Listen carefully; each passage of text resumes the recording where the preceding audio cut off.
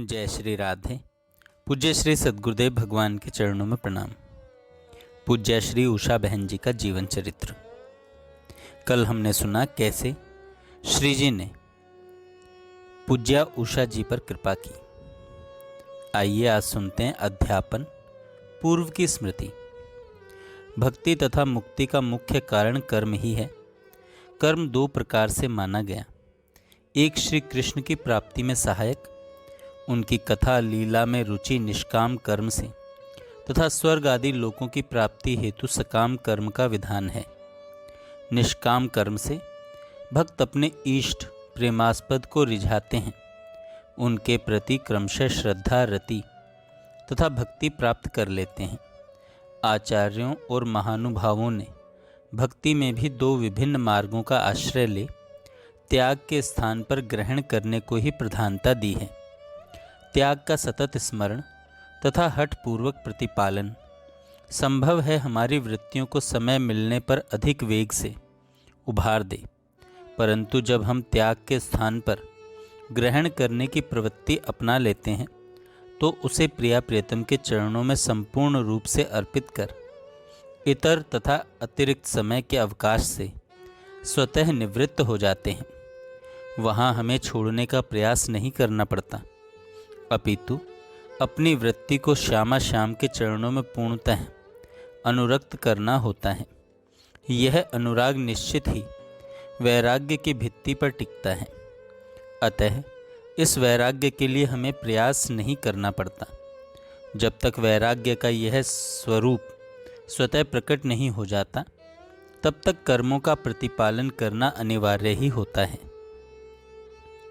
पूजनीय बहन जी को विद्यालय खोलने का प्रस्ताव मिल ही चुका था। इनके पिताजी बड़े ही स्वतंत्र विचारों के थे। बीमा कंपनी के किसी भी अन्यथा कार्य का समर्थन वे नहीं कर सके जो उनके सिद्धांतों से मेल न खाता हो। उनकी यह प्रवृत्ति सदा सर्वदा उनकी सफलताओं में आड़े आती रही। अतः यह नौकरी छोड़ देनी पड़ी। हम पूर्व में कह आए हैं कि बहन जी ने 10वीं परीक्षा पास कर ली थी। अनेक भाषाओं पर इनका अधिकार था। इनकी ख्याति चारों ओर फैल चुकी थी। अंबाला छावनी के सभी संभ्रांत लोग इनसे परिचित थे। इनके आत्मविश्वास और योग्यता को देख सनातन धर्म सभा वालों ने विद्यालय प्रारंभ करने के लिए पुनः आग्रह किया। इन्होंने स्वीकार कर लिया। उद्घाटन में वृंदावन के सुप्रसिद्ध संत श्री गंगेश्वरानंद जी महाराज को आमंत्रित किया गया। उन्हीं दिनों पूज्य श्री महाराज जी से बहन जी का परिचय हुआ। सन 1942 में उन्होंने सनातन धर्म कन्या विद्यालय की नींव रखी। कुछ ही दिनों में प्रवेश प्रारंभ हो गया। बहन जी के मृदुल स्वभाव और सर्वांगीण प्रतिभावश अनेक विद्यार्थियों का उनके माता पिता का सहज आकर्षण हो गया तथा सुचारू रूप से विद्यालय चलने लगा। लगभग 4 वर्ष तक यह कार्यरत रही। साथ साथ इनका अपना अध्ययन भी चलता रहा। सन 1946 में इन्होंने बीए की परीक्षा दी। इनका अध्ययन बहुत ही विशद था। कोर्स की पुस्तकों के अतिरिक्त भी अनेकों ग्रंथ समय समय पर बड़ी ही रुचि तथा जिज्ञासा पूर्वक पढ़ती रहीं। बीए का परीक्षा परिणाम घोषित हुआ तो अंग्रेजी में मात्र 44 नंबर होने के कारण पास नहीं किया गया। किसी भी व्यक्ति को ऐसा विश्वास नहीं हो सका। विश्वविद्यालय से पता लगवाया गया। नंबर 94 थे, परंतु भूल से 44 लिखे गए। सभी ने आवश्यक कार्रवाई करने का आग्रह किया। इनके पिता तुरंत तैयार हो गए। जिस लिपिक से उतारने में भूल हुई थी, उसने आकर अपनी नौकरी चले जाने तथा परिवार की आर्थिक कठिनाई की बात इनसे कही और कार्यवाही न करने की प्रार्थना की। इनका करुणामय हृदय पसीज गया तथा पुनः परीक्षा दी और प्रथम श्रेणी में उत्तीर्ण हुई।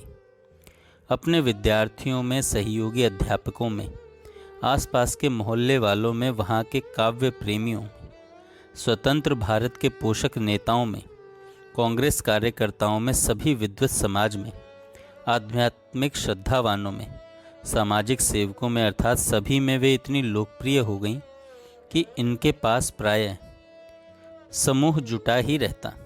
जहाँ देखो इन्हीं की ख्याति और प्रशस्ति का गान होता रहता। कहीं कोई प्रवक्ता न आया हो तो सनातन धर्म सभा वाले बोलने के लिए इनसे आग्रह करते।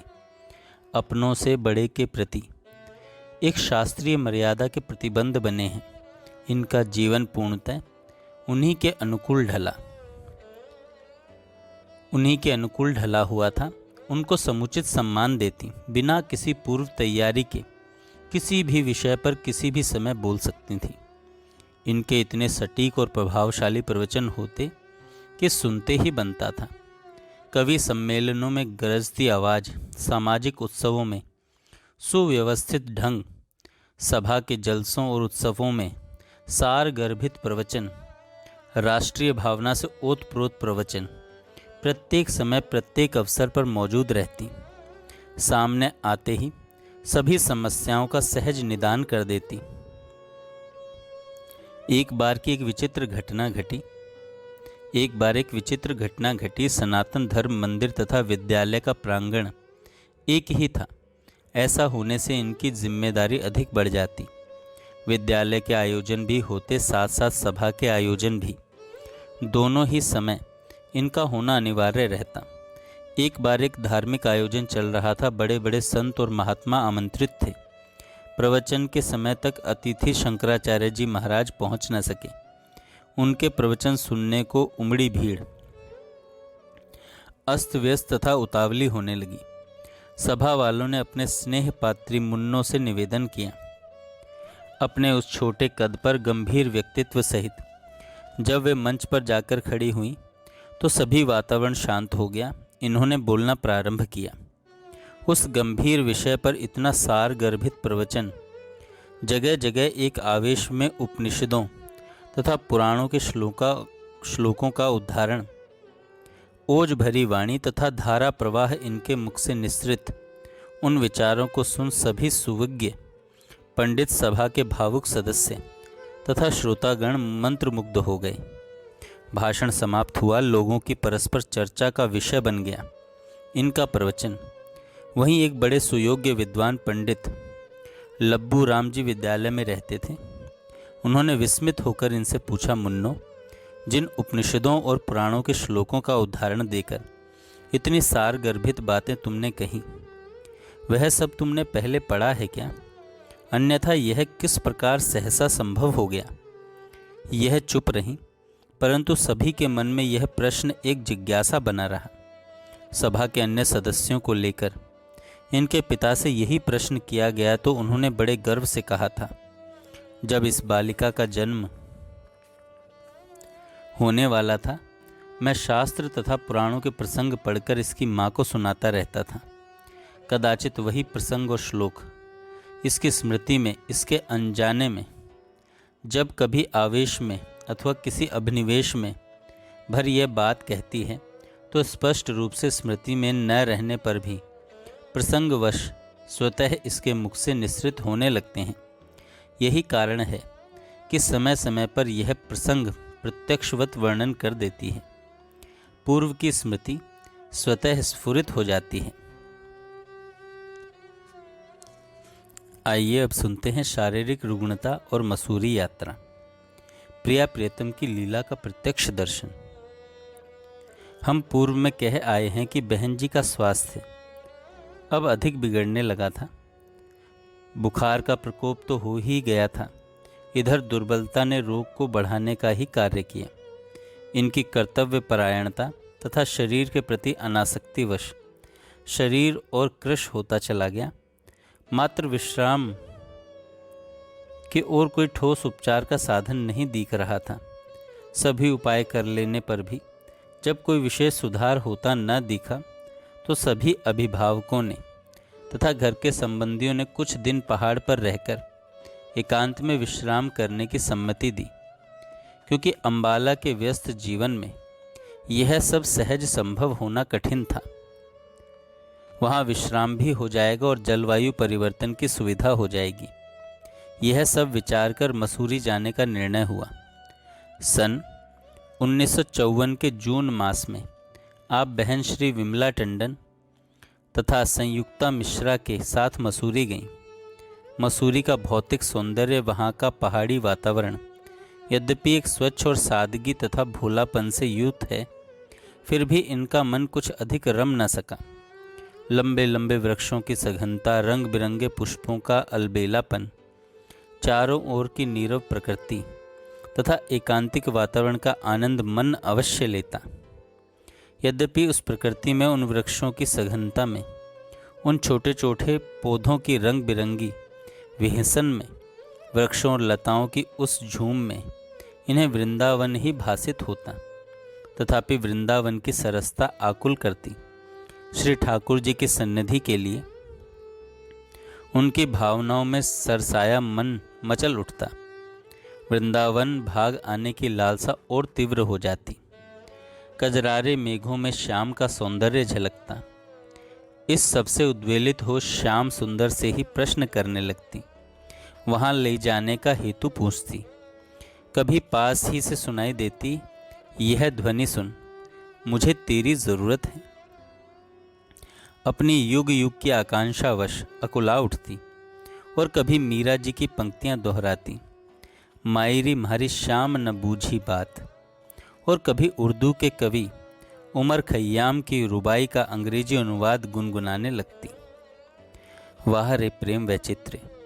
एकांत में उत्तरोत्तर सरसतावश आकुल हृदय उर्मियाँ जाने अनजाने में किन किन विचारों से भाव विभोर कर देती। कभी मीरा जी की पंक्ति का विचार कर भाव निमग्न हो जाती। श्याम सुंदर से कहती, केवल तुम ही हो जो बात पूछते हो। जून मास की पूर्णिमा को रात में एकांत में बैठी चंद्रिका स्नात शोभा को निहार सहसा मौन हो गई। एक जगह लिखती हैं, एक वाक्य अंतरतम में खूब सा गया था। महाप्रभु श्री चैतन्य देव जी ने कहा था, आज पूर्णिमा है, यह चांदनी रात अपने प्रीतम से मिलने की रात है। आहा, पूर्णिमा की शुभ ज्योत्सना प्रिय मिलन की पिपासा को भड़का देती है। इसकी शीतलता शांत नहीं करती, मन को उद्वेलित कर देती है। कल पूर्णिमा थी, वही पूर्णिमा, प्रियतम से मिलने की नीरव निशा। गोपिकाओं को मिले आश्वासन का स्मरण कर पूर्णिमा देख व्याकुल हो जाती। उन्हीं के साथ अपनी भावनाओं को व्यक्त कर उपालंभ देती। विचारों की भिन्नता, एकांत का सुख तथा मन की प्रसन्नता, सभी का सहयोग मिला और धीरे धीरे स्वास्थ्य में सुधार आता गया। अधिक दिन वहाँ रुक सकना संभव न था, अतः अंबाला लौटना निश्चित हो गया। मन प्रसन्नता से भर गया, परंतु सहसा 2 दिन के लिए कार्यक्रम का स्थगित होना भी इन्हें रुचिकर न लगा। मसूरी में कुछ समय यापन कर आप अंबाला लौट आई। मन में खलबली, संभवतः उस अव्यक्त प्यार का आश्रय, और व्याकुल करता रहता। कई बार ऐसा लगता जैसे श्याम सुंदर पधारे हैं, और अनेक बार प्रत्यक्ष देख मग्न हो जाती। इतना ही नहीं, एक बार श्री ठाकुर जी से अपने मन की अनेक भावनाओं को, हाव भावों को एकांत में ही कह रही थी। वर्ष 1955 के मार्च की बात है। सहसा विद्यालय का काम आ गया। वार्षिक परीक्षा परिणाम जांचना था। संध्या में 6 बजे के लगभग निपटी। कहीं से रामायण की ध्वनि अनजाने में ही हृदय में सरसता भरने लगी। अनचाहे से उसे ऊपर ऊपर से सुनती रही। इसी समय इन्होंने एक दृश्य देखा। उसे उन्हीं के शब्दों में प्रस्तुत करने की चेष्टा करूंगा। कहती हैं, यह नेत्र कभी खुलकर और कभी बंद होकर जो दृश्य देख रहे थे, कैसा सुंदर सरस मनहारी था वह दृश्य। अपने पर तुम्हारी ममता, तुम्हारा अनुराग तथा तुम्हारी करुणा देखकर गदगद हो उठी मैं। उस दृश्य को देखकर तुम्हारी चालाकी पर बड़ी हंसी आ रही थी। कितने नटखट और चतुर हो तुम। तुम्हारी खोज में श्री राधिका किसी कुंज की सघन झाड़ियों को चीरती हुई बढ़ रही थी और तुम धीरे धीरे दबे पांवों से उनका अनुगमन कर रहे थे। भोली भाली राधा जी तुम्हारा आगमन जान ही न पाई। हाँ, जब वह उस अत्यंत घनी कुंज के ठीक मध्य में पहुंचकर भ्रमित सी हो गई तो उनके स्कंद पर हाथ रखकर चौंका दिया तुमने उन्हें। वह भयभीत हो गई, पर भय की सीमा तो देखो। भीत होकर तुम ही से लिपट गई, भयभीत होकर तुम ही से लिपट गई। वहाँ इतना अंधकार था कि मैं कुछ देख ही न पाई। हाँ, इतना अवश्य था, तुम उन्हें लेकर बैठ गए हो। उनका समस्त भार तुम ही पर है। सहसा सखियों के मंद रव ने तुम्हें चौंका दिया और मैंने देखा कि श्री राधा उसी कुंज के किसी लता मंडप में से झांक कर सखियों को देखने लगी और तुम पिछली ओर से बाहर निकल गए। फिर द्रुत गति से बढ़े और कुंज के दूसरी ओर से सखियों में आ मिले। सखियों ने तुम्हें देखा और खिल उठी। उन्होंने पूछा, कन्हैया किशोरी कहाँ हैं? तुम कैसे चालाक हो। बोले, खोज लो, चलो मैं भी ढूंढता हूँ तुम्हारे साथ, देखें किसे मिलती हैं पहले। सखियाँ मुस्कुराकर बोली, किसे मिलती हैं क्या मतलब? तुम्हें ही मिलेंगी। आप बोले, मुझे तो तुम्हारी सहायता और तुम्हारे ही सहयोग से मिलती हैं। अच्छा चलो अब ढूंढें।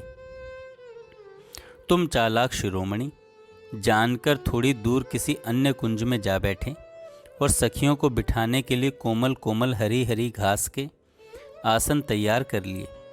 इधर यह सखियां संयोग से उसी कुंज में जहां राधिका जी थी जा पहुंची और पकड़ लिया उन्हें। बोली, किशोरी, कन्हैया भी खोज रहे हैं तुझे। राधिका जी मुस्कुराकर बोली, चलो अब हम उन्हें देखें, कहीं ढूंढते ढूंढते दूर न चले जाएं। राधा जी, आखिर तुम्हारी ही तो प्रतिछाया हैं, वह क्या कम चतुर हैं? संभवतः जानती थी कि कहाँ मिलोगे, अतः सखियों को ले वह उसी कुंज में पहुंच गई। इन सब ने देखा, बड़े शांत से तुम एक शिला पर लेटे हो, टेढ़े। वह बेचारी सरल बालाएं समझी कि तुम खोजते खोजते निराश होकर थक कर लेट गए हो। पास आई, हालचाल पूछा। आप बोले, मुझे लग रहा था कि तुम यहाँ आओगी, खोजते खोजते श्रमित भी हो रही होंगी। वह देखो, मैंने सबके लिए आसन तैयार किए हैं। 7-8 सखियाँ तो थी ही, बैठ गईं। सहसा तुमने मुरली निकाली और लगे उसे अधरामृत पिलाने। गूंज उठी वह बांस की पोरी। उसी समय न जाने राधा जी ने सचमुच ही एक बांस की पोर हाथ में ले अधरों पर रख ली, पर वह भी झट बांसुरी के रूप में बदल गई और बज उठी। ध्वनि से खिंची कुछ और ललनाएं भी परवश सी वहाँ आ गई और तुम उन सभी को लिए खुले वन प्रदेश में आ गए। सखियां तुम्हें घेर कर बैठ गईं, कुछ खड़ी भी रहीं। सहसा किसी ने प्रस्ताव किया जल विहार का। सहसा किसी ने प्रस्ताव किया जल विहार का। इस समय कुछ ठंड है कहकर किसी ने नौका विहार की सम्मति दी। सभी सखियां सहमत हो गईं।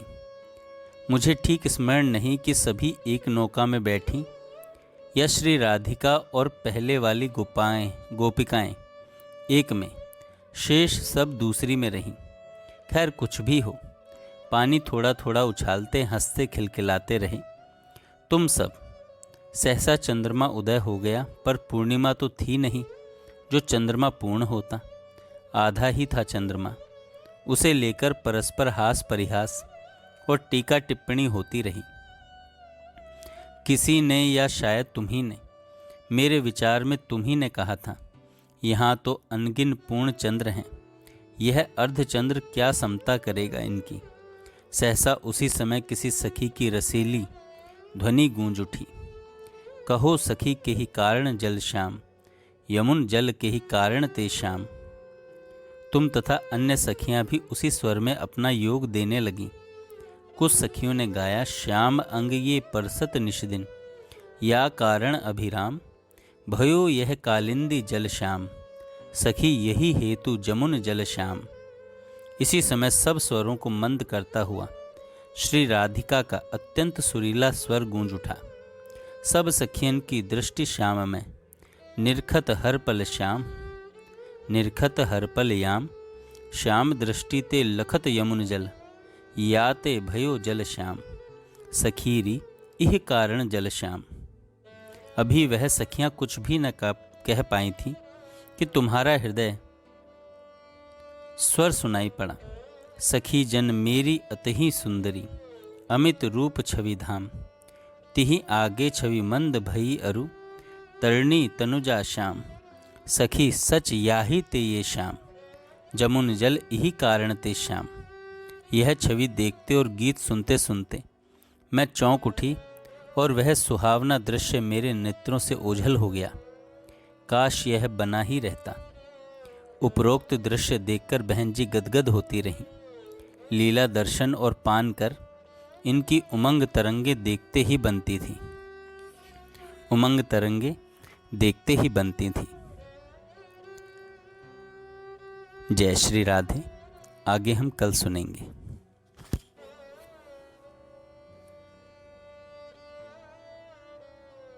जय श्री राधे। पूज्य श्री सद्गुरुदेव भगवान